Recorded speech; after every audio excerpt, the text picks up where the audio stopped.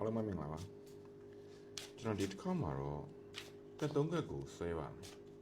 ကတ်သုံးကတ်ကိုဆွဲကြည့်တဲ့အချိန်မှာမိတ်ဆွေတို့ရဲ့ပတ်ဝန်းကျင်က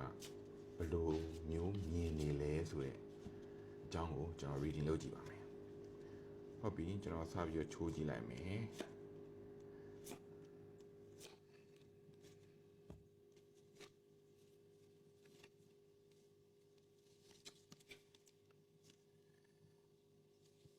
ပတ်ဝန်းကျင်အနေနဲ့ကမိတ်ဆွေကဦးစီးဦးဆောင်လုပ်နိုင်သူအလင်းပြနိုင်သူပေါ့နော်လမ်းညွှန်နိုင်သူဆိုပြီးတော့မိတ်ဆွေရဲ့ပတ်ဝန်းကျင်ကမိတ်ဆွေကိုအမြင်ရှိပါဒါပေမဲ့မိတ်ဆွေရဲ့စိတ်ထဲမှာကကြောက်ရပြန်တော့လဲသူများဆဆပေါ့နော်အဖွဲ့အစည်းလိုဟာမျိုးပတ်သက်ရတာမျိုးကိုကြိုက်တဲ့တတ်မှုမရှိဘူးကိုယ်တိုင်းတကူတော့ AACC နေခြင်းနဲ့ဆိုတဲ့အတိတ်ပဲမျိုးကိုဖော်ပြနေပါတယ်ဒါကတော့မိတ်ဆွေရဲ့ပတ်ဝန်းကျင်ကမြင်နေတဲ့အမြင်သဘောထားနဲ့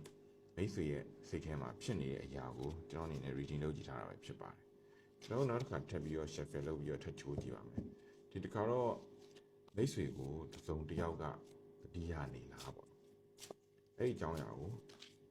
ကျွန်တော်ကတ်ချိုးကြည့်ပါမယ်မိတ်ဆွေကိုတစ်စုံတစ်ယောက်ကတန်တာကြီးကိုပဲမျောလင့်နေတယ်ဆိုပြီးတော့အတိတ်ပဲရပါတယ်အဲ့တော့ကြောင့်မလို့မိတ်ဆွေရဲ့စိတ်ထဲမှာလည်း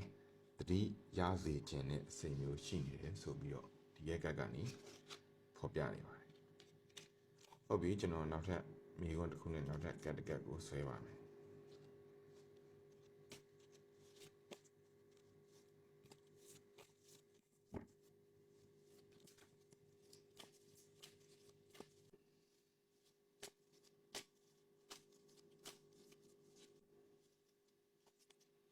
ဒီတစ်ခါတော့ပြန်လဲစုံစည်းခွင့်ရှိအောင်မလားဆိုတဲ့မိကုံးပဲဖြစ်ပါတယ်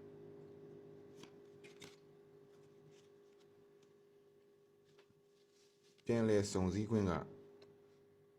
ရှိဖို့ရှိနေပါတယ်အခုလောလောဆယ်အခြေအနေမှာတော့ခိတခဏဝေးကွာနေရပါဦးမယ်ဒါပေမဲ့လည်းနှစ်ယောက်လုံးရဲ့ဂျားထဲမှာ